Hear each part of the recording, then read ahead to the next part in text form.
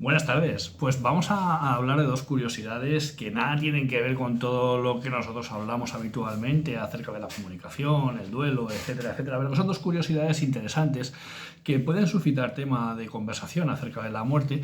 Y ya que este canal lo que trata es de naturalizar este hecho, pues y que sea parte de la tertulia habitual y desapegada, ¿no? de los contertulios, pues me parece interesante ir comentando curiosidades y lo voy a hacer a lo largo de todo el año. Así que, bueno, pues voy a comentaros dos curiosidades acerca de la muerte que me parecen interesantes. La primera, mirad la palabra cadáver. Entonces, la palabra cadáver, en un principio, ¿por qué? ¿Por qué existe esta palabra? Cadáver, ¿no?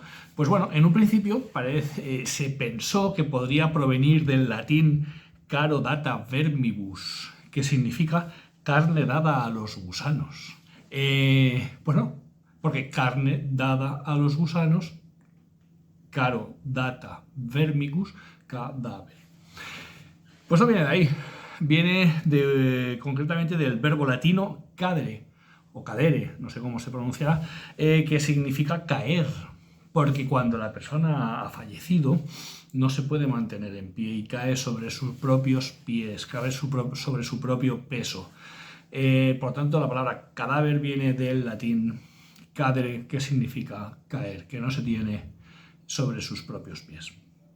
La segunda cosa que me parece muy interesante y que es interesante que conozcamos es el tema del limbo. Todos hemos oído hablar del limbo y sabemos que el limbo es aquel sitio donde van los niños que no están bautizados. Pero el limbo es algo más. La palabra limbo significa margen, frontera, borde. ¿Vale? Y es el borde que separa el infierno del paraíso.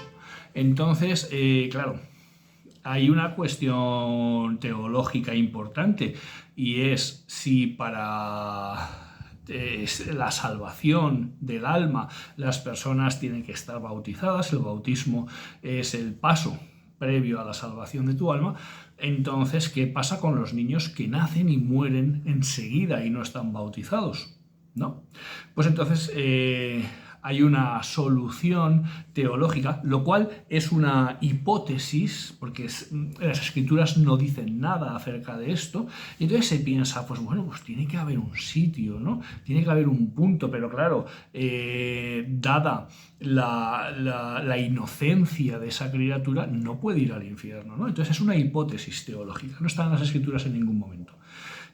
Bueno, más tarde, bueno, a este sitio ¿quién va? Pues van varios tipos de personas. Los niños que no han sido bautizados, personas que no han cometido pecado venial y que tampoco han sido bautizados, y también, por ejemplo, los niños, fetos, fruto de abortos, tanto espontáneos como inducidos, porque claro, ¿qué culpa tiene ese niño de que la madre o los padres hayan decidido abortar, ¿no? Entonces, bueno, pues todos estos van al limbo. Bien, en principio, pues fijaos lo que dice la Iglesia. No siendo la existencia del limbo una verdad dogmática, sino una hipótesis teológica, tiene que haber una solución que permita creer que estos niños que mueren sin ser bautizados tienen que ir a algún sitio. Las almas de las personas que no hayan recibido el sacramento de infantes o adultos y que no hayan cometido pecado venial quedan sujetos a la misericordia de Dios. Es decir, al final no existe el limbo, simplemente existe una decisión final del ente superior, que en este caso es Dios, que es el que va a decidir si esas personas van o no van al paraíso.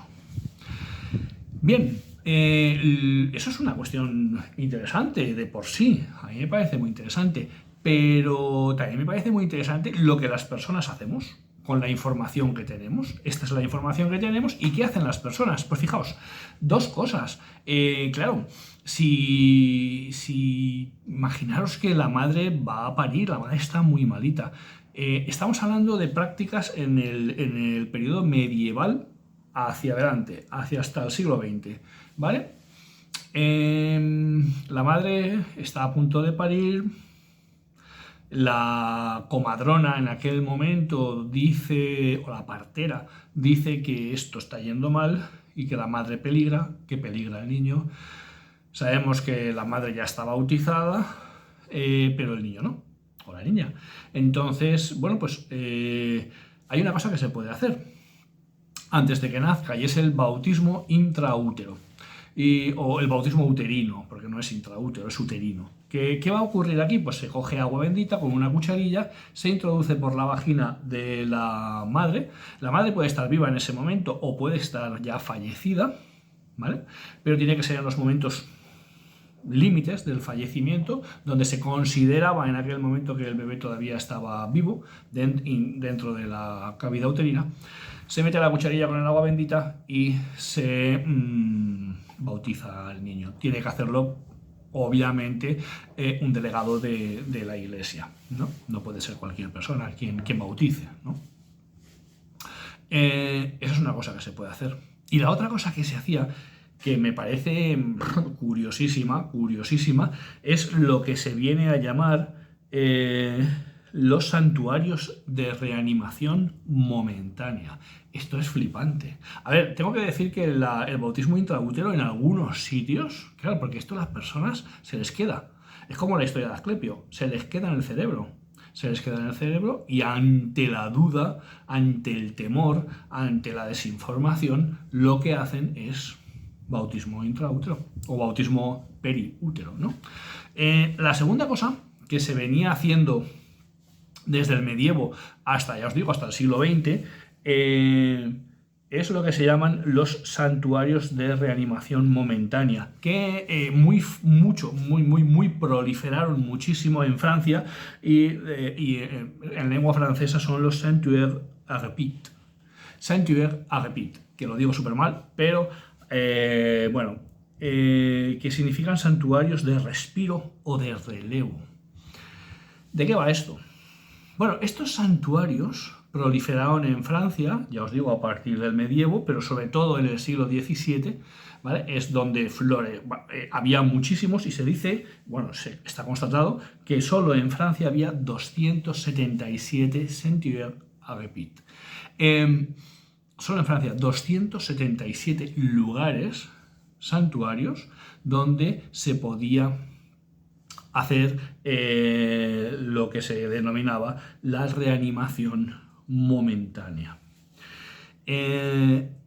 No solamente en Francia, esto proliferó en Francia, Italia, Bélgica, Suiza, Austria, Alemania, estos países fundamentalmente.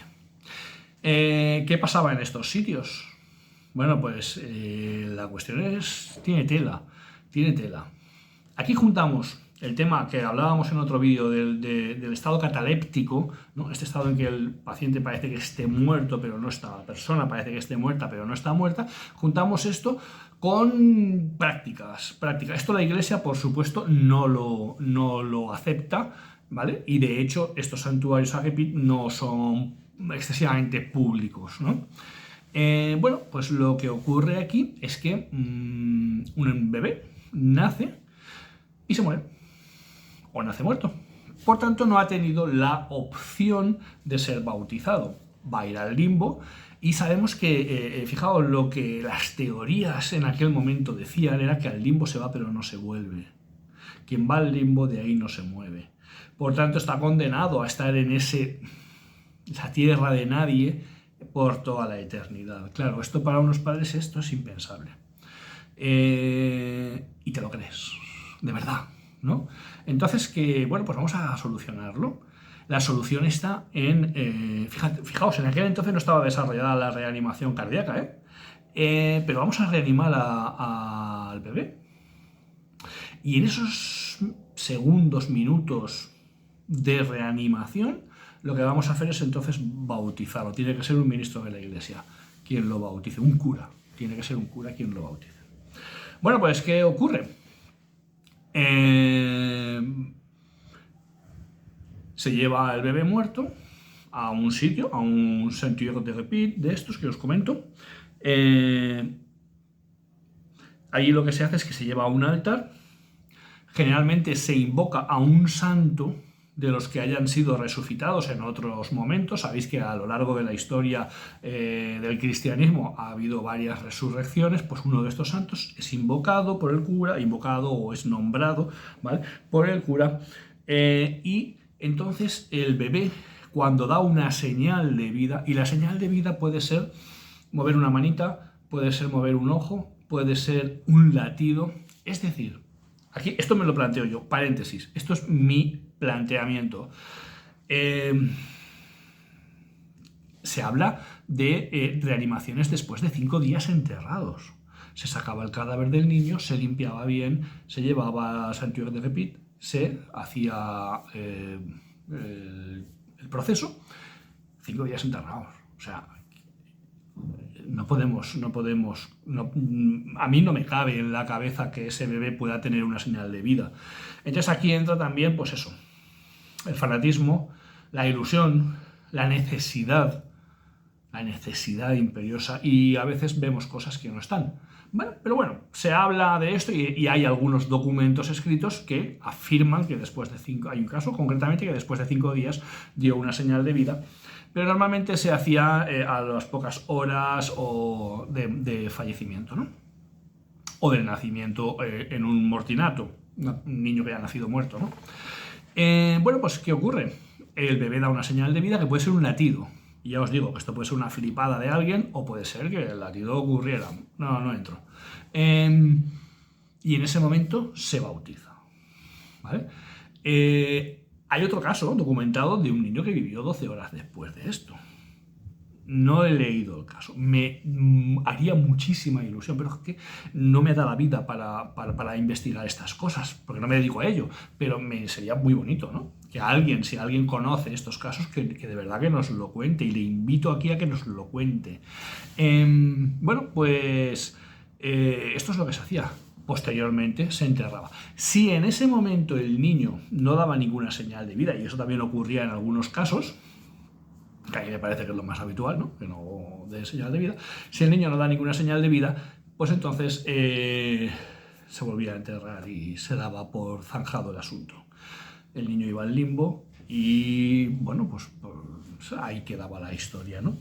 Bueno, nada, simplemente quería comentaros estas dos curiosidades porque al final forman parte de nuestra historia, y vas a ir a sitios donde te vas a encontrar con personas que esto se lo creen. Y ponlos a prueba, pon a estas personas a prueba. Bueno, la vida te pone a prueba, ¿no? Y muchas veces la vida te dice, ha pasado esto. Y entonces te das cuenta de que hay una persona que te está diciendo que tenemos que hacer esto, que tenemos que hacerlo. O a lo mejor lo hacen o a lo mejor están hablando de hacerlo, ¿no? Porque es muy importante, pero lo hablan intrafamilia, porque no se atreven a decírselo al médico, a decírselo a la enfermera, porque no lo van a entender, ¿no? Entonces, yo creo que es interesante que conozcamos estas cosas. Si alguno de vosotros trabaja en pueblos, sobre todo en sitios donde todavía hay culturas ancestrales, y esto pasa en cualquier lado, ¿vale? No hace falta irse muy lejos, ¿vale? Pues bueno, pues se nos puede dar el caso, ¿no? Y entender la cultura local creo que también es una necesidad, algo fundamental, algo para, pues, porque estamos en esa comunidad, en ese momento, y estamos tratando a las personas de esa comunidad, y sus valores, sus creencias y sus historias tienen valor. Por eso se llaman valores, tienen valor. Así que nada, yo pienso que estas curiosidades no solo interesantes, sino que, bueno, en algún momento de nuestra vida, o quizá nunca, pueden tener sentido. Así que nada, tengámoslas en cuenta y sepamos que hay gente que las tiene en cuenta. Porque fijaos, no solamente la vida, la muerte es un asunto de vital importancia.